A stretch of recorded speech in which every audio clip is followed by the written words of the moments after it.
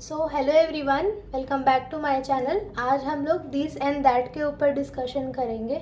जैसा कि हम लोग जानते हैं कि हम लोग इंग्लिश लिख लेते हैं, बट हम लोगों को इंग्लिश बोलना उतने अच्छे से नहीं आता। तो उसके लिए हमें क्या होता है कि माइंड में पहले ट्रांसलेट करना पड़ता है, पहले अनुवाद करना पड़ता है ताकि हम अच्छे से बोल पाए, समझ पाए।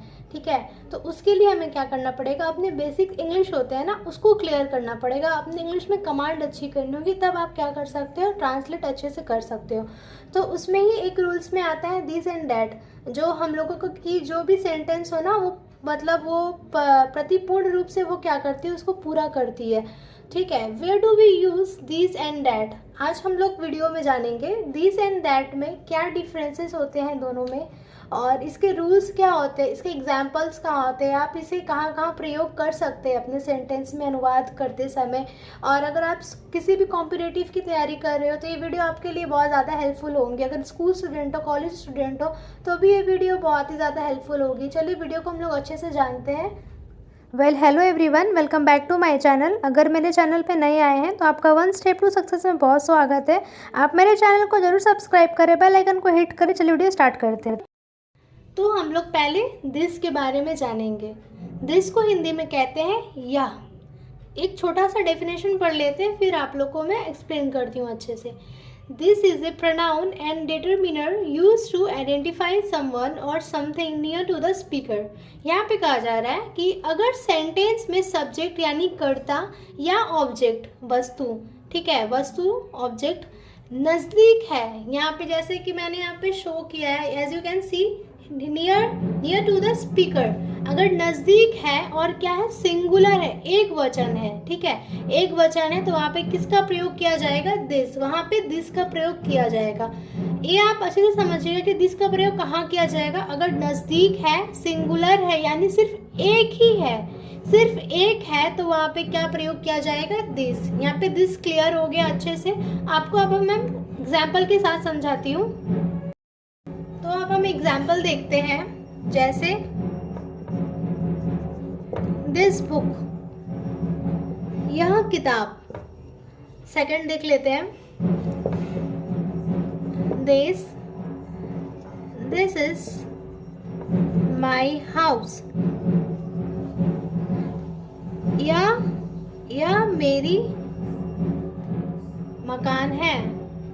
तो चलिए हम एक दो एग्जाम्पल देख लेते हैं। दिस बुक, यह किताब। दिस इज माई हाउस, यह मेरी मकान है। This is a pen, this is a pen, यह एक कलम है। तो आप दिस कहाँ पे यूज कर सकते हैं, देख लीजिए यहाँ पे, this book, this is my house, this is a pen. ऐसे काइंड ऑफ सेंटेंस के लिए आप आराम से कर सकते हैं। चलिए अब हम लोग नेक्स्ट आगे बढ़ते हैं। होप एवरीवन, यहाँ तक आप लोग अच्छे से क्लियर हो गए होंगे। यहाँ पे मैं दिस को अच्छे से मैंने एक्सप्लेन कर दिया है। अब हम लोग दैट के ऊपर अच्छे से डिस्कशन करेंगे। चलिए आगे बढ़ते हैं। सो एवरीवन, वहाँ पे मैंने दिस अच्छे से एक्सप्लेन कर दिया था। अब हम आते हैं दैट के ऊपर। दैट को हम लोग अच्छे से जानेंगे कि दैट क्या होता है। दैट को जैसे कि हिंदी में कहते हैं वह, दैट को हिंदी में वह कहते हैं। पढ़ते हैं थोड़ा सा डेफिनेशन।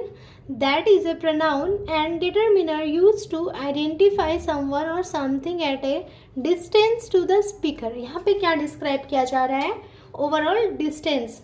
ठीक है, यहाँ पे डिस्टेंस के ऊपर में बताया जा रहा है। तो यहाँ पे जैसे हम लोग जानते हैं, अगर सेंटेंस में, अगर आप मान लो किसी भी सेंटेंस को पढ़ रहे हो या बना रहे हो अनुवाद करते समय, उसमें जो सब्जेक्ट होता है ना, कर्ता या ऑब्जेक्ट, वस्तु दूर है, क्या होता है, वो दूर हो और सिंगुलर हो, एक वचन हो, एक हो, तो वहाँ पे क्या लगता है, यहाँ पे दैट होता है, दैट का प्रयोग किया जाता है। अर्थात जिसके भी बारे में बनाया जा रहा है अनुवाद या कहा जा रहा है, वो अगर दूर हो तो सिंगुलर हो, तो वहाँ पे क्या लग जाता है, दैट का प्रयोग होता है। तो अब यहाँ पे दैट क्लियर हो गया अच्छे से।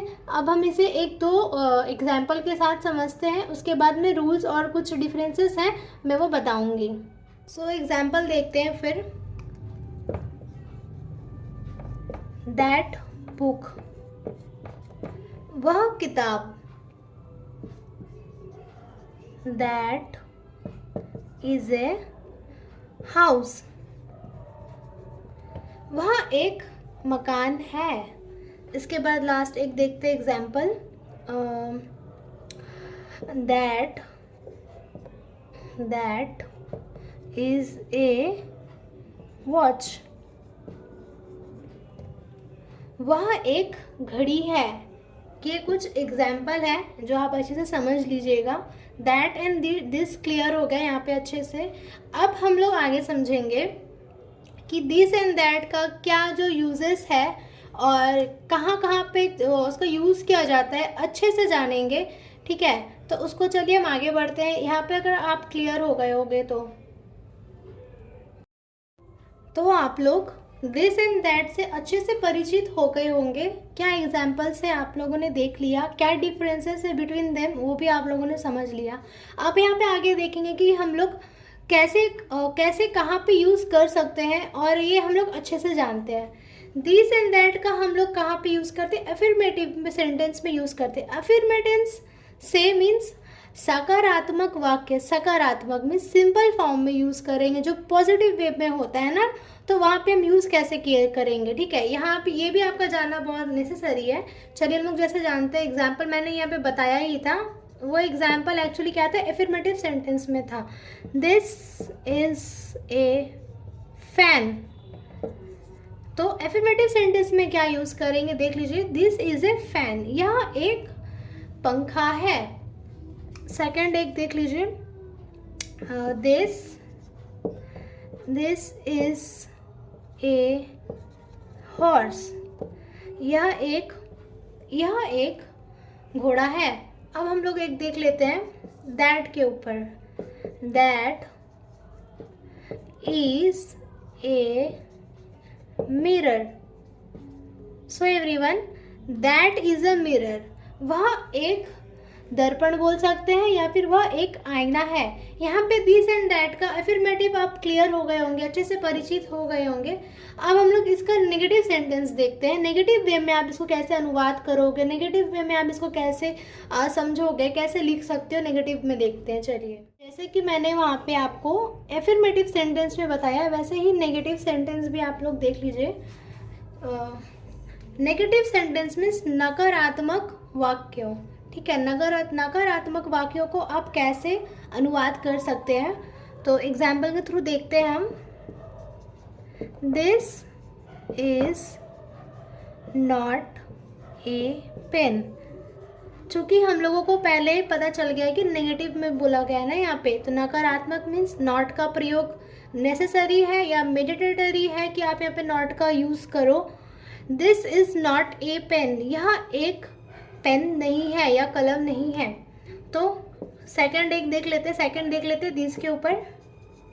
दिस इज नॉट राहुल, यहाँ पे आप देखिएगा, अगर किसी भी पर्सन के बारे में बोला जा रहा है ना, तो यहाँ पे ए का प्रयोग नहीं करिएगा, यहाँ पे ए का प्रयोग बिल्कुल भी नहीं होगा। दिस इज नॉट राहुल, यह राहुल नहीं है, ये सिंपल फॉर्म में या नेगेटिव फॉर्म में हो गया। अब इसका हम लोग दैट के ऊपर देखते हैं। That is not Radhika, that is not Radhika, वह राधिका नहीं है। बस डिफरेंसेस क्या था, दिस में यह लग गया, यहाँ पे दैट है तो वह लग गया। यहाँ पे पर्सन टू पर्सन अगर हो तो ए नहीं होता है, ए हट जाता है। और एक लास्ट देख लेते हैं एग्जाम्पल नेगेटिव में। That is not a horse, वह एक घोड़ा नहीं है। यहाँ तक आप क्लियर हो गए। नेगेटिव में भी आई होप नेगेटिव में भी आप अच्छे से क्लियर हो गए। अब इसके बाद हम लोग नेक्स्ट आगे बढ़ते हैं। तो जैसे कि मैंने बताया, अब हम इंट्रोगेटिव सेंटेंस के बारे में डिस्कशन करेंगे। आप इंट्रोगेटिव सेंटेंस में कैसे लिख सकते हैं, कैसे अनुवाद कर सकते हैं और कैसे समझ सकते हैं। इंट्रोगेटिव मीन्स प्रश्नवाचक वाक्यों में आपको यहाँ पे अनुवाद करना पड़ेगा या दिया जाएगा। कैसे समझोगे आप? इंट्रोगेटिव में हमेशा पहले क्या लग जाता है ना, इज लग जाता है। Is this a book. क्यों लगा, इंट्रोगेटिव है यहाँ पे तो इज लगा। क्यों लगा, क्योंकि ये प्रश्न पूछ रहा है ना किसी से, प्रश्नवाचक है, प्रश्न फॉर्म में पूछा गया है या पूछना है आपको, तो यहाँ पे इज नेसेसरी है लगाना। क्या यह एक किताब है, क्या यह एक किताब है, ये हमारा क्लियर हो गया। नेक्स्ट देख लेते हैं, इज दैट ए हॉर्स। क्या यह एक घोड़ा है। ये आप क्या कर रहे हो, किसी से पूछ रहे हो, या आप किसी से पूछ रहे हो ना, तो वो क्या हो गया, इंट्रोगेटिव सेंटेंस हो गया। इंट्रोगेटिव सेंटेंस में आप समझ गए कि क्या करना है। अब इसके बाद आगे बढ़ते हैं हम लोग। अब हम आते हैं नेगेटिव इंट्रोगेटिव, मीन्स नकारात्मक प्रश्नवाचक वाक्यों में। आप नेगेटिव इंट्रोगेटिव बनाते समय कैसे बनाइएगा और कैसे अनुवाद करिएगा, ये हम लोग जान लेते हैं। इंट्रोगेटिव है तो मीन्स इज यहाँ पर ही पहले ही होगा। Is this not a book. Question mark यहाँ पे कंपल्सरी होगा, क्यों, इंट्रोगेटिव है। Is this is not a book, क्या, क्या इंट्रोगेटिव है तो मीन्स पूछ रहे हैं ना, क्या यह एक किताब नहीं है, ये आपका क्लियर हो गया। सेकंड देख लेते हैं दैट के ऊपर, is that not a horse. क्या, क्या यह एक घोड़ा नहीं है। यहाँ पे नेगेटिव इंट्रोगेटिव में आप क्लियर हो गए। अब हम एक लास्ट देख लेते हैं WH क्वेश्चन के ऊपर में आप कैसे अनुवाद करिएगा, चलिए देखते हैं वो।